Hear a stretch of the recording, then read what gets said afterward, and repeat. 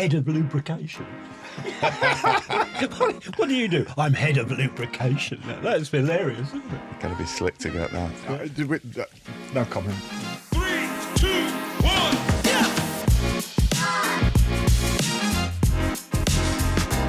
Welcome back to the 1840 podcast. I'm Paul Bullivant, your host, and today we've got a really unique and special episode for you. There's a little bit of a story behind it. So, I'm joined once again by Andy Moore of Kronospan and Gary Froggett, our timber category manager. Now, we've just done an episode around the wood panel industry, and whilst we were prepping it, I said to Andy, we need to build in a little bit about your background, which would be quite customary in a podcast like ours. Andy then proceeded to tell me that he was about to retire, which I wasn't aware of, Gary knew, and that he'd actually produced a presentation that he was going to be giving at the BMF Timber Forum and to their internal sales team. And if he sent it across to me, could I take some things out of that? Well, he sent me over said document. And as soon as I read the title, I knew this was gold dust. So the title is Memories, Events and Thoughts of a 1.3 million mile travelling salesman. That's all I needed to see, Andy. Yeah. Absolute gold dust. The only thing I'm going to pick you up on is you sent me it through with pictures of Bradford's, Atkinson's and TP on, and nothing from Howarth Timber. Shocking. What do you think to that, Gary? Shocking. Absolutely shocking. Yeah, I did mention Fortis in there. But still not Howarth Timber, so yeah, I don't know why we've even got you here. I apologise. So, once he'd sent me this presentation and I had a look at it, there's far too many memories and good stories in this to just give it cursory notice in one of our normal episodes. So I asked Andy whether he'd give us the honour of celebrating his life. Well, not life, that's wrong. Hopefully have a few more years left. Yeah. Of celebrating his work career before he retires. And we're recording this on the 10th of October, and you retire on the 28th of October. So this is as close to retirement day as we can ever get. Yeah. So thank you for trusting us. It is a real honour to give you your version of This Is Your Life, but that's what we're going to try and do and celebrate all the work and effort and friendship that you've given to the industry, but to Gary and to myself and to our Timber. So thank you for giving us that honour. And this is the cleaner version. Well, There is a bluer version. I'd be interested in seeing that one. Yeah. So here we go. So I've had to write an introduction because I can't remember all of this. I'll try and do it in my best Eamon Andrews style voice. So today I'm joined by Andy Moore. Over a remarkable 45-year career, Andy has travelled more than 1.3 million miles. How have you worked that out? That's by car, but of course I used to work for the Finns. And then I worked for a German company with factories in Poland. So if you added the airlines and it's probably doubled. I mean, you used to have to go there once a month, depending on the crisis. You know? And but yeah, I sort of took an average, and I mean, even this year, in my dotage, I'm going to clock up 30,000 miles. Oh, I mean, you know, and I kind of live in Aylesbury, which is quite central. So yeah, it's a lot. 1.3. Yeah. Right, back to my introduction. Andy has driven more than 1.3 million miles, witnessed seismic changes in the merchant market and held leadership roles at some of the sector's most influential companies. Today, we're going to explore Andy's journey from his first day at Wayrock in 1980. 1980. That's a lifetime ago. Through decades of innovation, economic cycles and industry transformation, right up to his thoughts on sustainability and the future of wood-based panels. Thanks so much for joining us. This is, I honestly mean this, it's a real honour and a privilege to do this, that you trust us to give you your This Is Your Life moment. So buckle up. Here we go. So tell us about starting with Wayrock in the 80s. What drew you to the wood panels industry? Well, when I left college, I wanted to be a vet. Right. Good, yes, that's a natural progression. My mum and dad were good working class people, and to be a vet back in 70s, 80s was very expensive. Yeah. And I couldn't put my parents through that, you know. And we lived in the middle of nowhere in Norfolk, hence my Norfolk accent. And basically, I had a bit of a change. But the real reason, I guess, is I discovered girls, right? So, at quite an early age, and I needed money. Yeah, so I actually went to I went out and got a job, which was traffic clerk for British Road Services. Do you remember them, Gary? I don't actually. Stop pretending you're young. British Road Service were the nationalised transport company. They were massive, right? But I got a job as a traffic clerk, and our biggest customer was hauling chipboard. So, unfortunately, it wasn't great salary, right? So, and I discovered said girls. So, I suddenly got the chance to go and work for Wayrock, yeah. And I was going to be a production manager.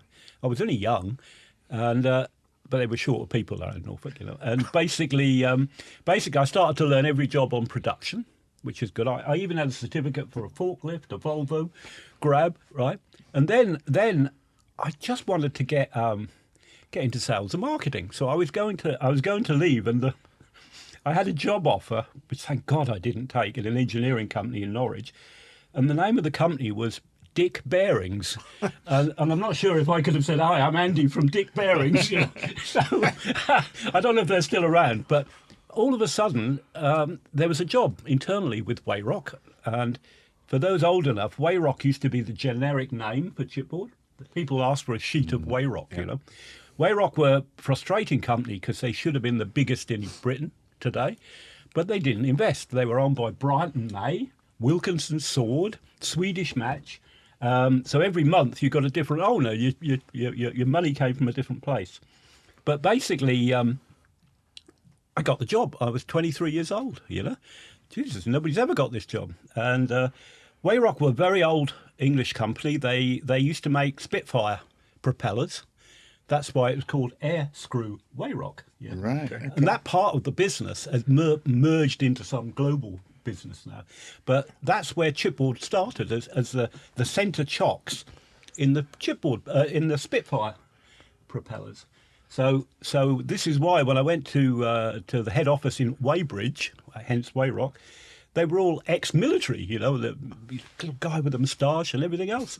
And so anyway, I started there, and it's really strange because today when we get new sales guys, young guys coming to Kronospan, they want training, they want shadowing for 3 months, they want all sorts of things, right? So they just tossed me the keys to a Ford Cortina called the Yellow Peril, right? Because it broke down so much, and said, and remember, I lived in Norfolk, right? And there were no roads, yeah. And the M25 was just bits. The M11 kind of went part way. Anyway, they said to me, here's the keys to the Yellow Peril. Your area's south of Birmingham. Off you go.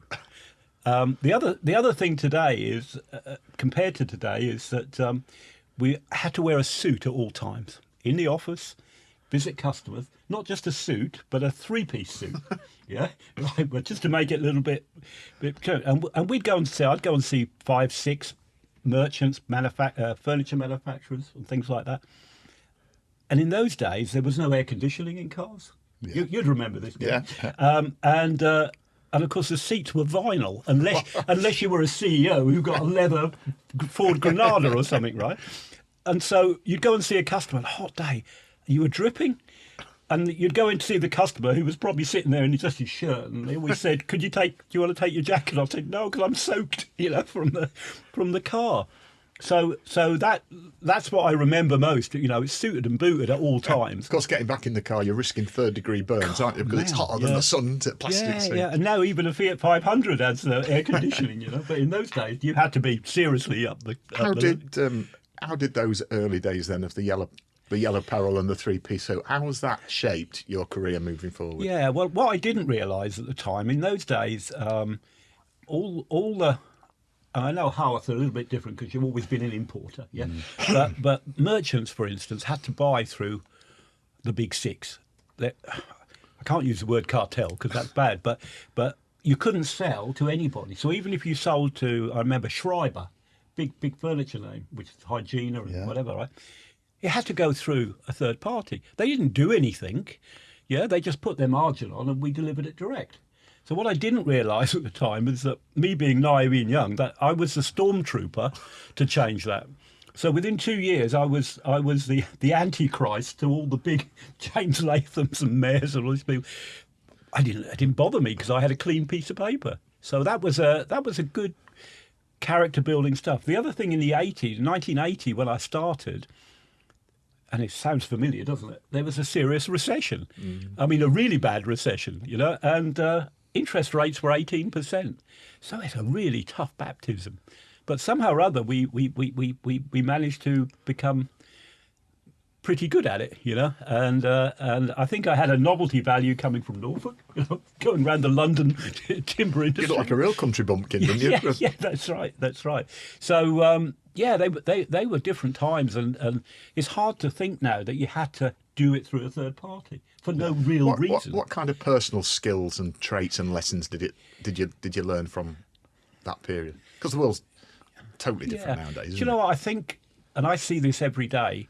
I think it's great if you want to sell in the timber industry or really any industry, you need to be a chameleon.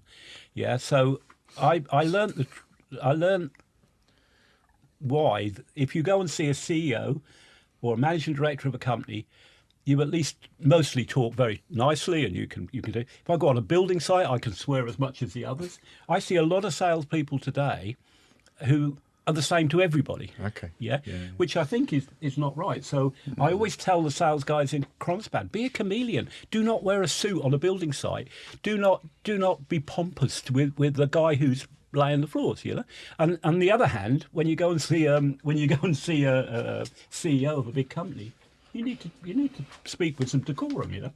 And I see a lot of people who can't do that today. So I think that's how we started. How did you learn to sell? Because like nowadays, you won't put anybody into a sales position without giving training, but literally keys to the escort. Yeah. Crack on. Well, I came from Norfolk, and we didn't have currency then. We had to barter for everything. So it's, you know. So you had a lifetime of natural training. I don't know really, but I kind of enjoyed it, and I was always blessed with the fact I had the best area, you know, which was the southeast, right, and south. So I was a hero, right, and I did do a very good course that Trada ran in those days. Remember Trada? And down at Howarth. Yeah, and I also went to Ashridge Management College, which was really something. I mean, that was paid for. Well, it's still one of the top colleges and and business colleges. And I still draw from that today, you know, and I think that was a good grounding because, so I tried to keep learning. And I think the other thing is people want to speak to somebody who's at least knowledgeable about products, and I think I've always tried to keep ahead of not just what I'm selling, but what's happening. Yeah. And it's very easy to just be in your own world, but you need to look a little bit further apart, you know. And would you say, Andy, that being a good listener is just as important as being a good talker? Yeah. And I think in those days, it's still the fact people buy from people today, but in those days, people really did buy from people, you know. And there were some ferocious buyers. I mean, I remember going to someone in Hackney, which became Hunter Plywood, Hunter Timber. Yeah. And that was when they were Mallance and Denny and Northeastern Timber. And there was a formidable buyer called Jack Williams, who was a Jewish guy. He was about 7 foot tall, right? And he had a huge office. It kind of crested the horizon when you walked in. You could see the curvature of the earth, you know. And you'd walk in there, he'd keep you waiting outside. We walked in, and he had little glasses on, and he said, sit, right? And you sat, and I was sitting with my knees near my ears, and he was on sat above you. He was on a plinth like this. And I always remember, because the first time I went, and he took his glasses off, and he leant forward, he said, and what have you come to sell me today, Sonny? He said, do you know what? Within 6 months, he was lovely. He was, and it's just like, you know. Do you know what? I remember that situation of going into an office and you'd be sat deliberately low and the other one above you. Was it a great big thick desk? Yeah, it was. It was teak or something, you know. Yeah. What else have you got to tell us about the start of your career in the 80s? During the 80s, there was a lot of consolidation. Mm-hmm. So, for instance, sorry to mention the enemy, but I think it was 86, Travis and Arnold and Sandal Perkins actually merged. That was a long while ago now, wasn't it? And that was a seismic thing in the industry in those days, because they suddenly were all powerful. One thing I realised as well is that, and I'd forgotten about this, Mayor International, they were buying everybody, weren't they? And they owned Jewson, they bought Graham's, and then there's other companies like, you may have forgotten, like Harrison Crossfield, Harcross. I remember Harcross. I remember Harcross. Yeah, Harcross were a massive customer of ours, and they were heavy in the southeast, and their parent company was Saba Timber. Yeah. So they bought those, and they're kind of looking back. I'd forgotten about all that, but the changes were happening. There was consolidation. The economy was pretty rubbish in those days. But we had a recession. We have a recession every decade, so it doesn't make much difference, does it? And I think we're probably having one now. What had you changed car by the end of the decade? Yeah, I actually. So after the yellow Peril, I had one of the first Sierras, 1.6L beige. Right, and the early Sierras had a aerodynamic problem. So when you drove down the motorway, you had to tack into the wind like a yacht. Yeah? Okay. And I'm not joking, right? And Ford actually cured it by putting on the back side windows, 'cause they were weird, like a jelly mould. They put little fins. And those fins on the back window actually stopped this. Literally, you were like this.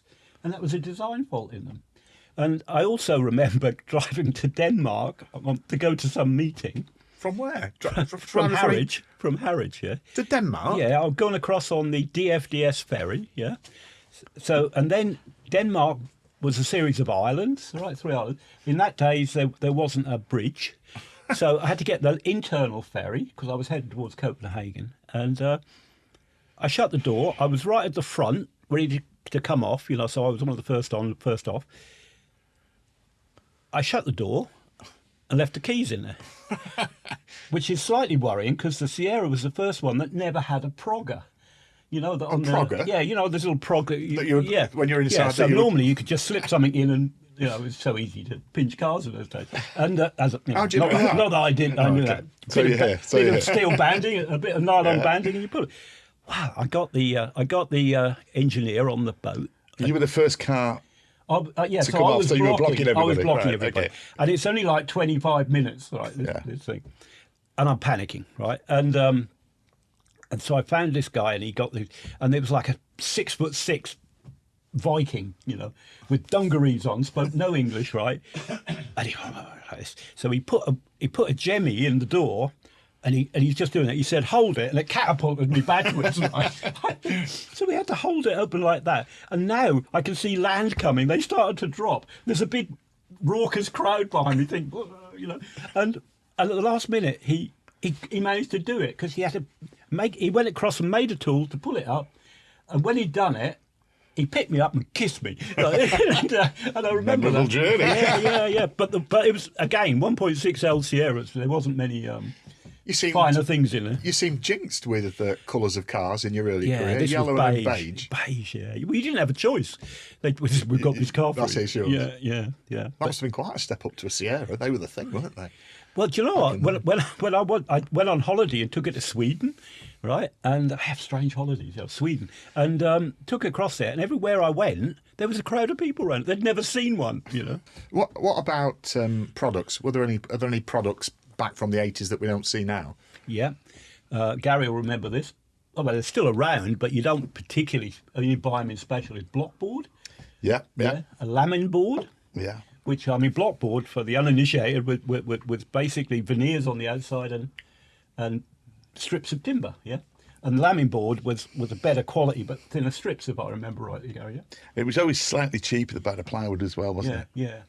Yeah, so those products, and of course hardboard was really big in those days, in the 80s, because we were just on the cusp of products like MDF. But in those days, thin MDF wasn't really around, yeah? No. So hardboard was quite a big industry. Somebody built a factory in Wales that lasted about 6 months, didn't it? Yeah. And but hardboard's problem is it's very expensive to make, and ecologically you've got huge amounts of water.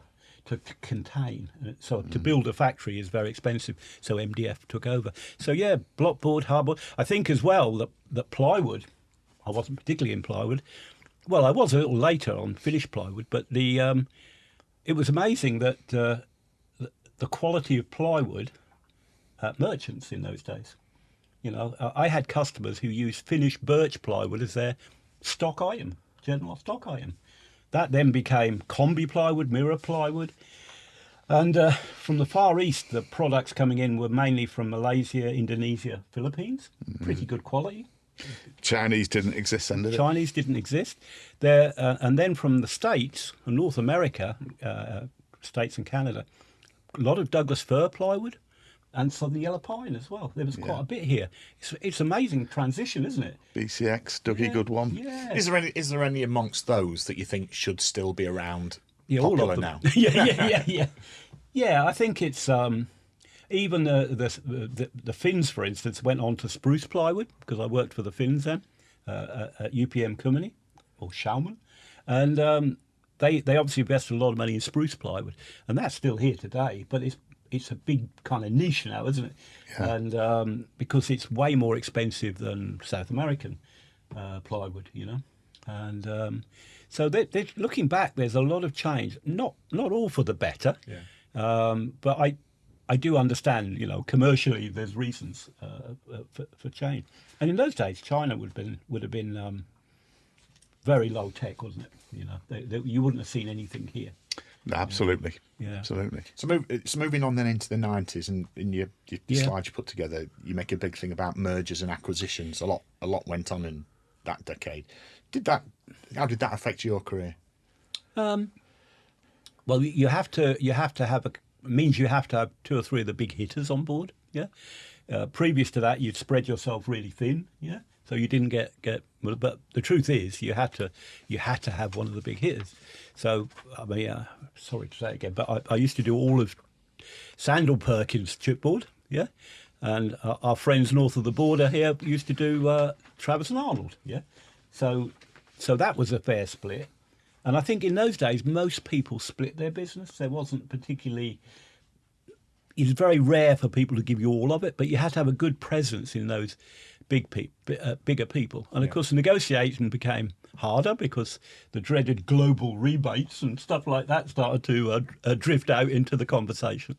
So it was probably a tougher sell. But I think once you sorted a deal out for the year, people tended to stick with it, you know. So I think it was a different way. There was less influence by going to branches. There was a lot of these companies then were more centralised, you know. You didn't have handheld phones. You didn't have the PC world that we live in now. My first, I couldn't believe it. My first thing, this would have been mid-'80s, we had radio pages. Do you remember them? Yeah. Yeah, you don't remember them. Right. So like the little... Yeah, little black box. Little right? beeper. Yeah. And then you'd have to go to a phone box. Yeah. So remember, I still lived in Norfolk, right? So we had this little thing here, and the only people who had them were the fire brigade and the SAS. Yeah. So you weren't getting messages from the SAS. Andy. No. But actually, the thing I always remember is going in the pub, and it went beep, beep, beep in the evening, yeah? And everybody stops. He must be special services or something. And we had this system that was, the MD was sharp beeps, if he wanted to, and if it was sales office, it was long beeps, right? Like this. The problem is, you then had to find a phone box, yeah? So phone boxes were equally as bad then as they are today. You really didn't want to go in them. And I have two recollections. One, the manager director beeped me, and I was in Leytonstone in London. Now, there's not many places to park. So I pulled onto a yellow line, ran into a phone box, which, you know, and rang up, and he said, "Oh yeah, who do you think we should invite to this dinner?" Oh, for Christ's sake, is that really what? So I said, so and so, Gary Froggatt, of course, I said, and basically. Basically, I got back to the car and had a ticket. Jeez, I was only there 5 minutes, you know. And the other one I remember is talking to this is when I worked for Wayrock, which became Egger, yeah. And I was talking to the lady in the sales office, Armstrong her name was, I can't remember her first name, but she was like in charge. and it's a hot day. I'm in a phone box, and I saw a tramp, and he had cornflakes in his beard and stuff, and he's drunk as hell in Weybridge of all places, right? And he fell in front of the door and collapsed drunk. I couldn't get out of the phone box. Well, they were in stitches. She said, "What's the matter with you?" I said, I've got a drunk that's fallen in front of the phone box. And I couldn't get out. I had to beat on the door trying to attract some attention. He was big, you know. But those phone boxes were dreadful because radio pages. But then I had one of the first Nokias, right? And it had a cable. Do you remember cable phone? In the car. Yeah. So when it rang, you answered it, you know, like you would a home phone, but with a cable, and you were kind of like this. But that was, there was a lot of changes that you took for granted. But the radio pager, top bit of kit, you know. The other thing, though, with like back in that time, you always had to have loads of change, didn't you? Either for a phone box or a car park. You just you don't have to think about that anymore. Well, we then got cards that we could use. Oh, yeah. But some of the phone boxes were just dreadful. You know, it's particularly around London and some of the big cities. You know, you had to find one and then get parking tickets. And you know, was there anything that you learnt in that decade?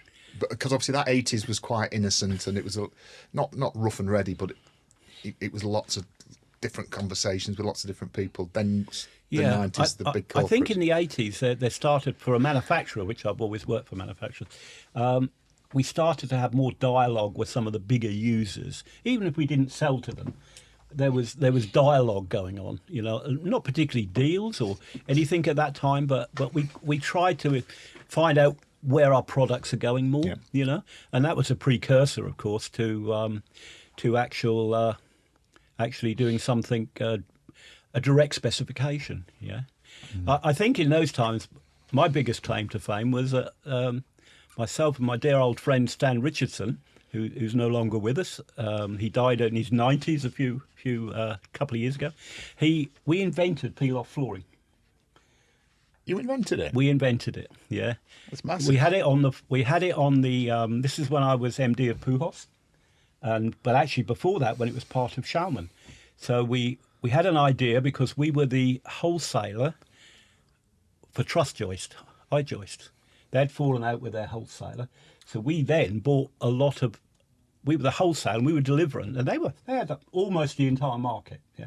And we suddenly realised that people are now building differently. They're not putting roofs on. So I remember having a beer with Stan, and we said, well, we've got to do something about it. There's a huge market here. And he said, yeah, leave it with me. And about 2 weeks later, he said, come and have a look at what I've done.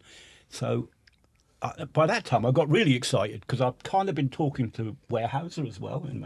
And in America, they use OSB, so it's different, right? But I said to Stan, this is real. I really could do something really big here. Anyway, we produced the first one. We called it Schaumann Floor 2000. This was our code name. We didn't do that. We put it on a building site, and it was like an ice rink. Yeah, it was like you cured one problem, and then it's a hazard. It's a hazard. Yeah, and anyway, shortly after that, we then moved it to WeatherDeck, and the WeatherDeck product was the first one. So it's similar today to our Fast Clean, or Egger PCX, Caberdeck. These are all copies. Yeah, the film was a little bit better today, but it was the anti-slip. So we put that to market. We took almost the entire house building market overnight. Amazing. It took our largest UK competitor, you can guess who that is, 3 years to catch up. 3 years. So we had a 3-year honeymoon. Eventually, they blew the price. Well, what a thing to have done in your career. Yeah, I'm going to have that on my gravestone. Yeah. And you innovated it. You have plastic on your gravestone. Yeah, but it makes me laugh because one of the others claimed that they weren't. They took them 3 years to do that. Why didn't you patent it, Andy? Because sticking a plastic film to a piece of chipboard, we couldn't get a patent on. You tried, did you? Yeah, we couldn't get a patent on it. I mean, had it been so, I'd have retired 20 years ago, wouldn't it? And, why can't you patent that? Do you remember? Yeah, it was because it was too simple a process. Okay, I can't remember the detail. Yeah, but the crowning glory of that year is we entered the Timber Trade Journal Marketing Award, which was quite a big thing at the Savoy. Still a big thing, I think. And we got in the top 3. And it's up on the screen, and we're this big. and the other two were huge. He spent millions, right? And my friend Chris Wright, he's still a friend of mine. He lives in Thailand now. I'm not sure what he's doing down there, but he was doing our marketing. He worked for himself, and we came up on the screen, and he went like this, right? And I said, I know. Like this. I said, don't worry, we won't win it, right? And he said, and then they announced it. So we won the marketing award for the WeatherDeck product. Well done. And we didn't spend that much. And as I walked past one of our competitors who were also in that thing on a different product, he said, "Who are you sleeping with at the TTJ?" Can't beat a bit of bitterness. losers. Can you? Yeah. Right, into the 2000s. What happened there? I think it was acquisition and mergers, wasn't it? Again, there was, it was just people disappearing and being rebadged and everything else. Well, I'm sort of thinking back to double O's. I mean, in Howarth, we were really then moving towards becoming more of a building supplies company. Yeah. The decision process was that 20 years ago was not to just be stuck with house builder and just with timber. Yeah. And it was a conscious decision to really sort of move the business forward into widen the areas out. I think them thoughts were forming. Yeah, the other thing that happened, of course, was buying groups. Okay. The bane of our lives, buying groups. And I'll say that. yeah. I think the first We one. can say that now that you're retiring. Yeah, I can. Yeah. No, it's just natural development, isn't it? And I think up until that period, the big PLCs probably had an advantage. Net, big family companies like yourselves and other big companies, you came together almost like a cooperative, didn't you? And since then, you're on equal terms. Looking at your presentation, it was quite a memorable decade for you. Well, it's more than a decade, the early 2000s, because you held two managing director roles at Pujols and Steiker. Yeah, they were That must be great moments in your life. Yeah, and it was, and proper directors, because we're in company's house, But the Pujols was a great name, wasn't it? Pujols, it travels well, doesn't it? But basically, UPM Kumini kind of took Schaumann and Pelos. Do you remember that? Pelos? I've never heard of them. No, well, anyway, and finished fiberboard, right? And basically, they had one of the moments that all these big companies have, and they want to go back to their core business. Their core business was paper, pulp, and plywood. Yeah. So they sold off, moved off the chipboard and the hardboard, and we started up in the UK as Pujols Board. And we had our factory in Karelia in Finland, and that was owned by Isku, who were a furniture manufacturer. Yeah, really nice family business, still there today. He was the most eligible bachelor in Finland, the owner. Even I fancied him; he was beautiful. Yeah, and basically, I think he's still the MD, but probably an old man now. Basically, Finnish Fiberboard came as well, and myself and a guy called Brian English started Finnish Fiberboard in the UK. I started Pujols Board. They were the greatest times, because we had autonomy. This is the time we done a deal with Weyerhaeuser, can you believe? We ended up being, there was 6 of us, and we ended up with a turnover of 48 million. Wow. So the only bad thing about that is I didn't have any share. I had a golden share, I was told, but it wasn't worth anything. It wasn't very golden. Yeah, so that Pujols bit was great, but I was the managing director of that, and then they decided they were going to close the factory. So I thought, oh my God, what do we do now? So I'd done a deal with Kronospan. How ironic was that? Because Kronospan in those days made very little T&G flooring, and our business was mostly T&G flooring, P5 as is today, and P4. And so I got on my bike, went up to Kronospan and done a deal with them. They manufactured for about 3 years our product with our labelling, and it was made at Kronospan. Right, so it's ironic, isn't it? And we were selling, as Pujols UK, we were selling more than Kronospan used to sell at T&G flooring. Our biggest customer was Bill Base. We'd done the whole of Bill Base, and so that was there was a bit of irony there, but then it became even more tricky because we were the wholesaler for truss joist, and I was on the way back from Finland from some management meeting, And when I landed, not my radio pager this time, but my phone is like Real hot, yeah. And I thought, so I picked it up. I'm coming through Heathrow, and he said, James Sweet, I don't remember him, a warehouser. Oh, I need you to come to a hotel in London. I said, what's that about? And I'll tell you when I get there. I thought, this isn't good news, right? So I went there, and when I got there, there was all these strange-looking Finns and people sitting there looking very dour. And warehouses decide to give it all to our biggest enemy, Metzer. Right. I thought, oh, God, this is really bad, yeah? So anyway, I'm stunned, right? Came out. Myself and Alex Campbell, who I'd worked with for many years, I said, we've got to do something, Alex, because we just lost half our business.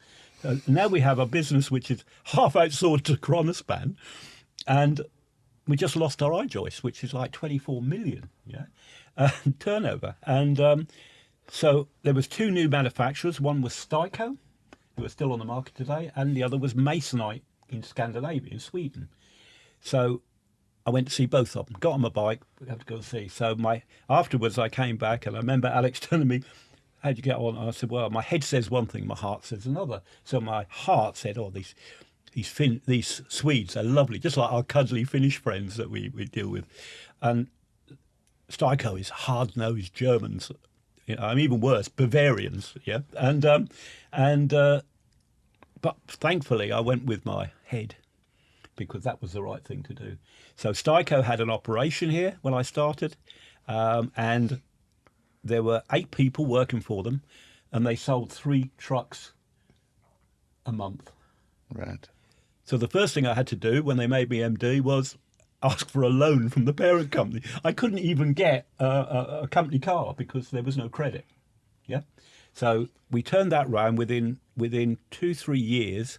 We were bigger than James Jones. Well, We were the biggest supplier. And the way I done it was I went out and got a big hit. There's a bit of a theme here, but I picked up Travis Perkins. Yeah. And Travis Perkins were buying from Metzer, I think, at that time. Yeah. And they'd fallen out a bit. And then, of course, I gradually picked up other people like, well, I don't need to mention them in front of you good people, but some of the big ones today. yeah. And we managed to rocket it up in volume. And they were good times. We shouldn't have been able to do that, but we did, you know. And I was happy there until such time as I thought I couldn't take it any further. And it was the right thing, because we knew that people like James Jones would eventually would respond. But they're still very healthy in the market stage. You really have left some marks on the industry, haven't you? Yeah, well, over a the course of lot your of years? people Well done. don't. I don't talk about it much, Paul. You know, Yeah, but it's nice. It is nice occasionally Yeah. to talk about Yeah. it, because it's important. But this stuff. is not embellished. This is honest truth, you know. And but Styco was great. And then I decided I just want to change before I retire. I was going to retire 6 years ago, and I got persuaded to go to Staircraft because they were making iJoists. Okay. So I went there. So And then here you are, and yeah. this is nearly the end. Well, I Let's- was going to be. I then thought, I've had enough after 2 years at Staircraft, and then I got headhunted. Would you believe, by our CEO Ludwig, and he said, "Would you come and work?" I said, "What?" And he said, "Yeah." And then I thought, do you know what? I started with Wayrock and Ettinger, and I could finish at Yeah, what a Kronospan. That's perfect a full journey, you know. proper And circle, isn't it? yeah, so I did, and I have to say, I've spent 6 years at Kronospan. We've grown the business hugely, and I think the biggest thing is that people trust us and respect us now, because they had a bit of a history in building products. There's still some house builders we have to persuade, but I think in the merchant world now, people know that we're a good company, we're solid, we're not going to run off again like we leave that to others now to do. And so yeah, it was amazing, and I never planned to be in the timber industry all this time. But Well, here you are. But my dad was a lumberjack, so I think Oh, that's where genetic. I think there must be genetic. Yeah. Let's come back to today and take a look back and and celebrate some of the stuff that you've learnt over the years, because you've learnt a lot in 45 years. So I've got a raft of kind of quick fire questions here for you. I better have a glass of Yeah, you water. need that. Yeah. You don't have to go really, really quick, but I think they'll work well together if we wrap them.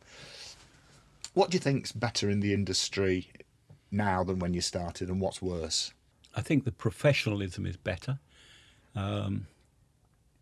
I think the dress sense is appalling. Do you know what? I knew you were going to say that. Yeah, and not that I'm, as you can see, I'm quite casual, right? But the even some of our salespeople, I despair when I go with them. They look as though they just cleaned stables out. Yeah, and I said, No sign of a three-piece. no three-piece suits or anything, but at least have a respect who you're going to see. Yeah. If you're going on a building site, yeah, I have a pair of jeans in the boot because never go on a building site in a suit. You're going to be shot at, aren't you? Yeah. And but basically, I just think it's gone too far. And I remember going to one big merchant group who were very suited and booted. Suddenly, about 10 years ago, they decided you can wear what you want. And I went to see the category manager, I suppose you'd call him today. And basically, when I got there, he came down and met me in the lift with a pair of flip-flops, baggy shorts and a Hawaiian shirt. And I thought, at that moment in time, I thought, this has gone too far. And actually, the company involved decided that as well. They said gone that's too gone far. too far. And I went in there, it was like being on a beach in Mexico or something. Strange. Yeah. Who's been the biggest influence on your career? Do you know, I've worked for some very interesting characters. Yeah. I think going back, there was a guy called who was the managing director of UPM, was a guy called Paavo Uyumpa. Right, he was a real gentleman. Right, unfortunately, he died young. Of cancer, you know, but he always remembered. He would always have time for you, yeah, and he would always. I think that's what's given me my chameleon thing. I can kind of react to my conditions around, you know, rather than doing the same old diamond geezer routine or something that some people use, you know. And then in Styco, that was owned until recently because he sold it to Kingspan. Would you believe? That was a guy called Udo Schramak, right? He was tough, right? And I've never been to a meeting where he hasn't thumped the desk, right? Because that's the way he was. You know? But you had to respect him because he was self-made. He started off in the 70s, and he just retired. He's a couple of years older than me. And he started off in the 70s selling wood products out the boot of his car. Can you believe that? Right, literally going to see people. He then saw an opportunity because we mentioned hardboard. You know, the hardboard is disappearing. Has disappeared almost, and he bought a lot of the East European dilapidated industry up and repurposed it. So he made wood fibre insulation and wood sarking boards, products that are massive in Europe but not here because we don't kind of understand wood fibre insulation here. So you've got to respect people like that. It's the same with Kronspan. You know, Kronspan is well known to being, I hope nobody's listening, is a tough gig, yeah? Tough family business. They don't take prisoners. Yeah. You have to respect people who can grow businesses like that and finance it. And so you need, in panel products, you've got to have deep pockets. Yeah. If you haven't got deep pockets, you go by the wayside. Yeah. Because there's good and bad years. Proudest moment of your career? The weather deck. The weather deck. Yeah, it was amazing. No hesitation there, was there? No, we took the entire industry and actually just not a big thing, but that award kind of thought, I still remember that today. And I remember being in a taxi at 3:30 in the morning, clutching the award, thinking, must get award home, must get award home. We were drunk as skunks. How many people would know you were involved in the invention of it? Well, a lot of the older people would, yeah. I think it's forgotten. Everybody thinks it's our friends in Scotland. But they just copied it. It took them 3 years before they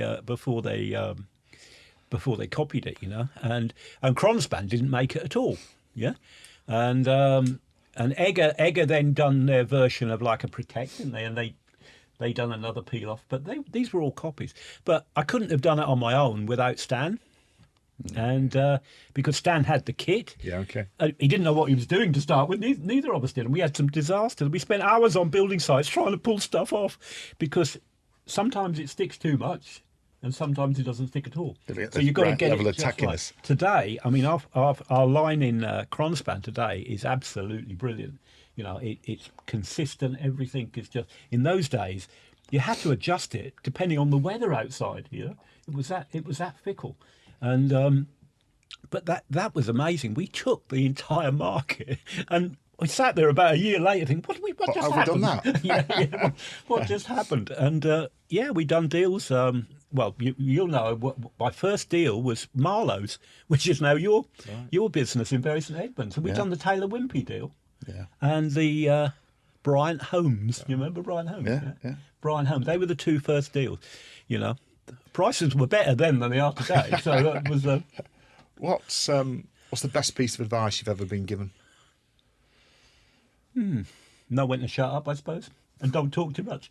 But the best advice: be yourself, be respectful to others, and don't be too serious. Have a laugh as well. Okay. Yeah, That's so good. sorry about the Norfolk humour, you know, but I've tried to clean it up. So, but I think that's the thing. You just.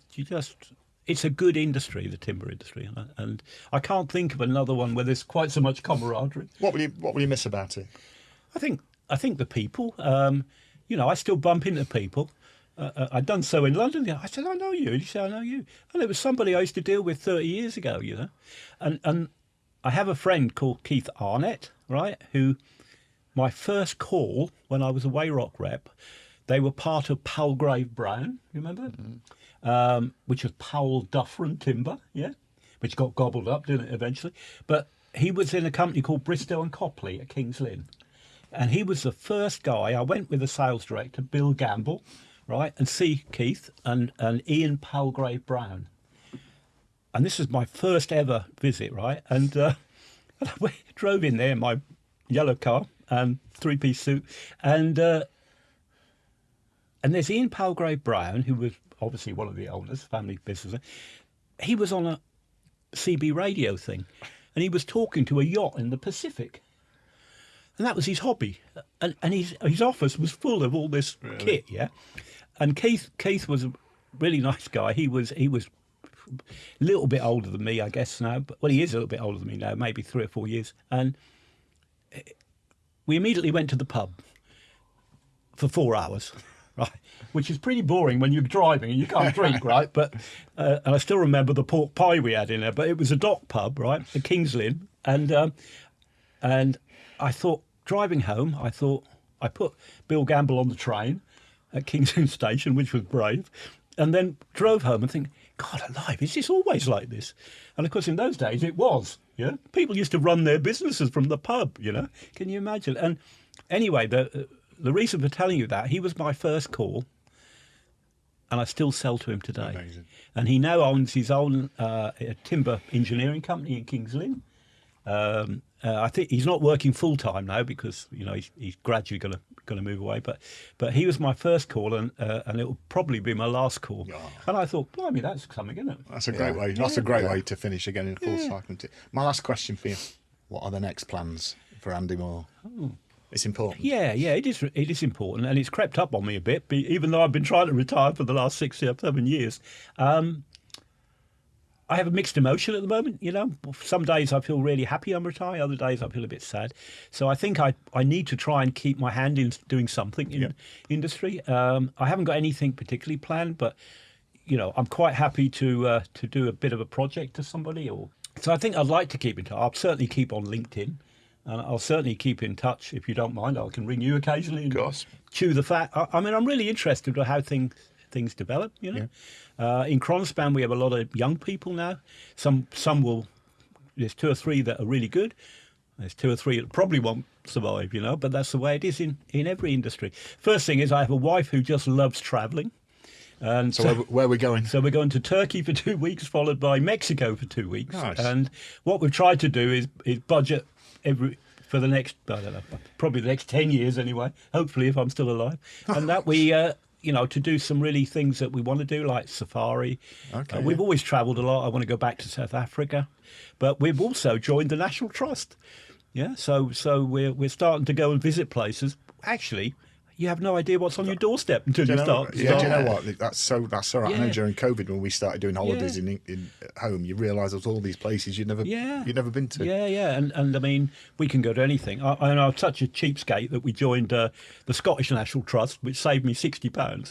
So, and the Scottish National Trust will let you in the English ones. You see, that's a good tip. That's a good tip. Yeah, that's a good tip. Thank you so much for coming and sharing your story. I am humbled and honoured that you've trusted me and Gary to sit down and do this. Because I don't with normally you. say anything much about the past. Well, you I know. think you've had an amazing career. I think thank you on behalf of me and Gary and Howarth Timber for all the work that you've done and supported us. I don't suppose I'm qualified really to thank on behalf of the industry, but I will anyway because we're here. So thank you on behalf of the industry for all of the time and effort you come in. And it just leaves me to wish you a long and happy retirement. Thank you. And remember, guys, I'm open for gainful employment. So you're Well not done, properly Andy. retired. Thank you. Have a great retirement, my friend. Well done, Andy. So, thank you for joining us again. I hope you've enjoyed this really special episode. If you have, like and subscribe.